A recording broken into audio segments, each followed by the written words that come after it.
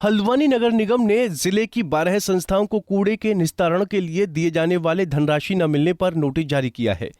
इस नोटिस में कहा गया है कि देय धनराशि को जल्द से जल्द नगर निगम को उपलब्ध कराया जाए, जिससे कूड़ा निस्तारण और कूड़ा व्यवस्था सुचारू रूप से आगे चल सके। बता दें कि जिन 12 संस्थाओं को नोटिस भेजे गए हैं उनमें राजकीय मेडिकल कॉलेज हल्द्वानी, जिला पंचायत नैनीताल, सीआरपीएफ सेंटर काठगोदाम, नगर पालिका नैनीताल समेत कई संस्थाएं शामिल हैं। इन संस्थाओं पर बकाया धनराशि करीब 1 करोड़ से ज्यादा की है, जो दिसंबर 2022 से लेकर सितंबर 2023 तक की है। वहीं अगर संबंधित संस्थाएं नगर निगम को धनराशि उपलब्ध नहीं कराती हैं तो उन्हें ट्रीचिंग ग्राउंड हल्द्वानी में कूड़ा डालने से रोक दिया जाएगा।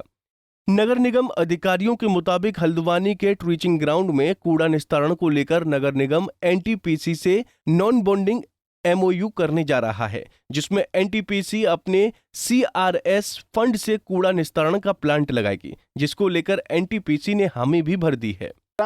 जो कूड़ा नया आया है पिछले 1 साल में, उसका उस लेगेसी का निस्तारण करना है। तो इन तीनों बातों के लिए सबकी बराबर की भागीदारी तय की गई है, क्योंकि उसके लिए हमारे पास कोई फंड नहीं है।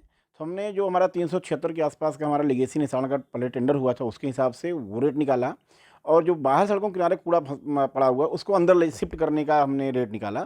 इन दोनों को ध्यान में रखते हुए निकायों को उनकी जितना कूड़ा आता है प्रतिदिन, उसके हिसाब से उनकी जिम्मेदारी तय करते हुए उनको नोटिस दिया है, और 3 तारीख उन्होंने डेडलाइन दी है। अगर 3 तारीख तक भुगतान नहीं करेंगे तो उसके बाद हम उनकी वाहनों का प्रवेश। वहीं टचिंग ग्राउंड में कूड़ा निस्तारण को लेकर स्थानीय जनता सवाल उठाने लगी है। स्थानीय लोगों का कहना है कि टचिंग ग्राउंड को लेकर अभी तक जो भी योजनाएं बनाई जा रही हैं वो अव्यवहारिक हैं। हालात ये हो गए हैं कि कूड़ा रोड तक फैल रहा है और अनेक बीमारियां हल्द्वानी के लोगों को सौगात के रूप में मिल रही हैं।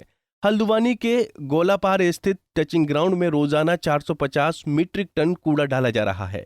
हालात ये हो गए हैं कि टचिंग ग्राउंड के बाहर कूड़ा हल्द्वानी बरेली लाल कुआं 4 लेन नेशनल हाईवे तक पहुंच गया है।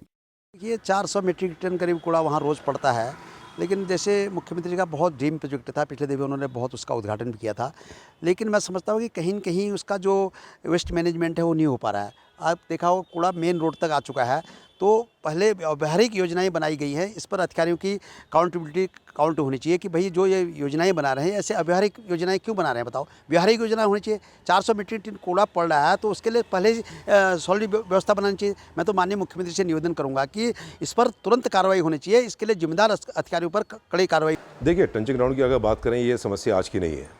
21 साल हो गए इस प्रदेश को बने हुए। मैं समझता हूँ आज 15-17 साल हो गए टंचिंग ग्राउंड को। यहाँ कूड़े के ढेर में जिस तरीके से जहरीली गैस से लाखों लोगों के इसके शिकार हो रहे हैं, इसमें कांग्रेस का भी शासनकाल रहा और कांग्रेस के बड़े बड़े मंत्री इस जगह से रहे और उन्होंने सबने वादे किए कि इसको हम हटाएंगे, वो नहीं हटा पाए इसको। अब भारतीय जनता पार्टी की सरकार है, मेयर भारतीय जनता पार्टी के हैं यहाँ पर।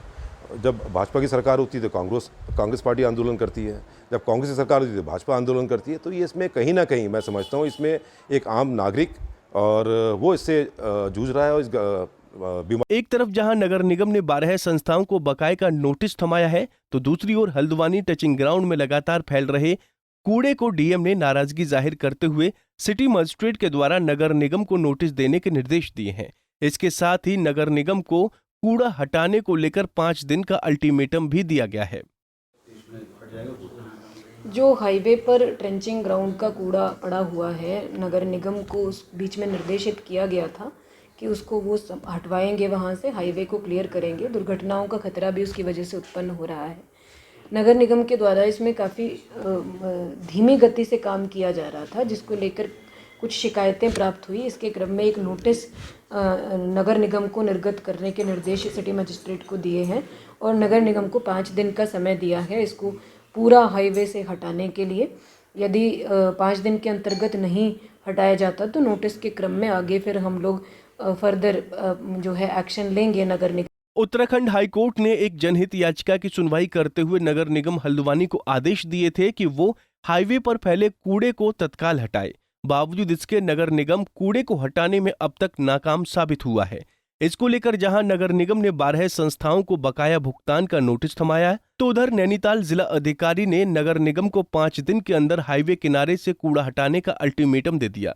अब विभागों और प्रशासन की आपसी खींचतान का नतीजा भले ही कुछ भी निकले, लेकिन स्थानीय लोगों को इससे भारी दिक्कतों का सामना करना पड़ रहा है और लोग संक्रामक रोगों के शिकार हो रहे हैं।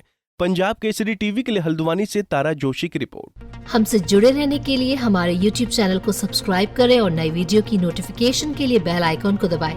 अगर आप ये वीडियो Facebook पर देख रहे हैं तो लाइक जरूर करें और ज्यादा से ज्यादा शेयर करें। धन्यवाद।